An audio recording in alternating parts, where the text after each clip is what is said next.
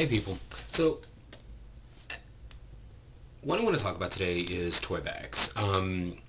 It's just something that's been on my mind for a while, especially since I've been going through my toys, and I've decided I'm going to sell a bunch of them. I have a video coming up. I'll be asking for people's help, but I wanted to talk about toy bags, and why, what it is that we have going with them. I think there's a lot of confusion because you go onto sites and you see, just hundreds of different types of toys, different clamps, different floggers, different paddles, different this, different that. You go into clubs and everybody's trying to create these really spectacular toy bags with, having, it's like I remember one guy had this case just full of floggers after floggers after floggers and, all these high-end expensive floggers. And I went to another club in Phoenix, and this lady just had whip after whip after whip after whip. And the one thing that I noticed with both of these people is they didn't know how to use them. This guy who had been his name was his nickname was Wandering Romeo. Anybody in the LA scene probably knows who he is. Almost would never see him play. You'd see him at the clubs all the time, but you'd never see him play. But he would be a tool belt dom. He'd be one of these guys that would wander around with a belt and just have floggers hanging off of it, and you'd watch, you'd see this guy wandering, well, what the hell is his deal? Well, one night I believe it was New Year's. I had just finished a play session with one of my slaves at the time. She was still putting my bag back together, and cleaning the equipment, and I was just sitting down, and he came in with, I guess it was his slave at the time, or submissive at the time, came in, and I got to see the case. This is the mysterious case that everybody had been talking about. And he opens it up. It's this big giant wooden, it's like, almost 4 foot tall. He opens it up, and it's just lined with floggers. And I'm sitting there just mesmerized by this. Finally, my slave finishes. She comes over and lays on the floor in front of me.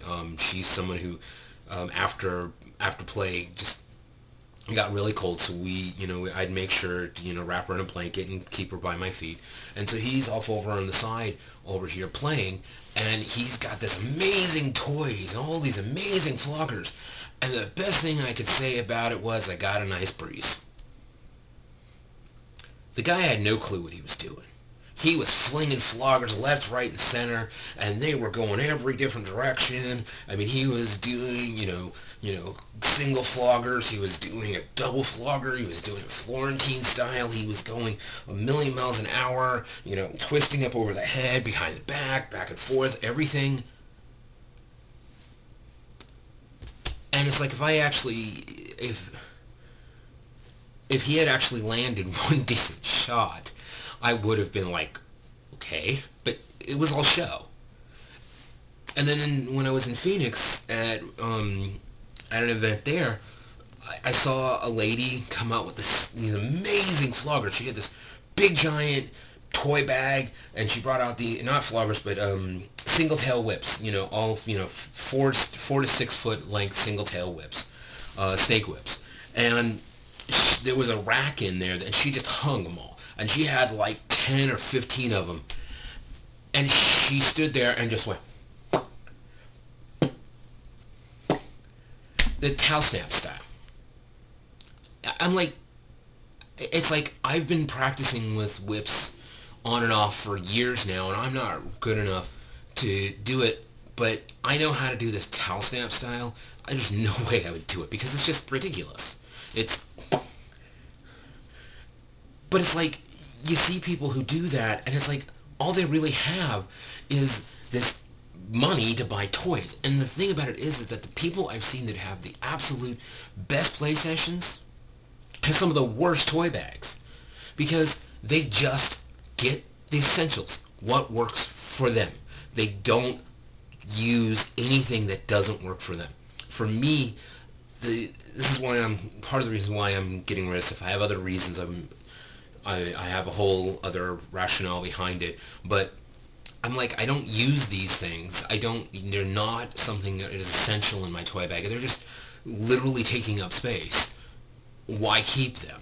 I've used them and they've, been useful to me, but they're not really something I need. So what I've decided is I need to start paring down my toy bag to the absolute essentials. And I think if people understand, especially when you're a dominant and you're creating a toy bag, don't just rush out and buy the nearest cool looking toy.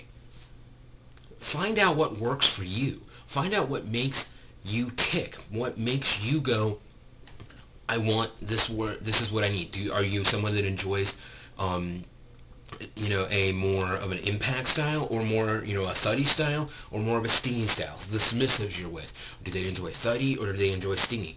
And for me, it's like I know, okay, I got to do a bit of both because whoever I play with, some are gonna want thuddy, some are gonna want stingy, and that's fine with me. But it's kind of like I know that these are the things that I like. Like I know with my main flogger, um, I bought this flogger for 25 bucks. Um, and it was it wasn't even 25. It was $15. And this has been my workhorse. It has been my absolute best flogger I've ever owned. I have another flogger that I paid over $100 for. I almost never use. When you're getting a toy bag together, when you're creating your toy bag, when you're buying toys, don't just go with the biggest, flashiest. One of my best paddles I made. One of my favorite floggers I made. My very first flogger was a rope flogger that I made, that the mistress who was training me had me make. And the thing is, it's still one of my favorite toys today. Cost me not a penny. So when you're putting a toy bag together, don't think high-end, don't think flashy, don't think, what's the biggest and best and whatever. Do what works for you.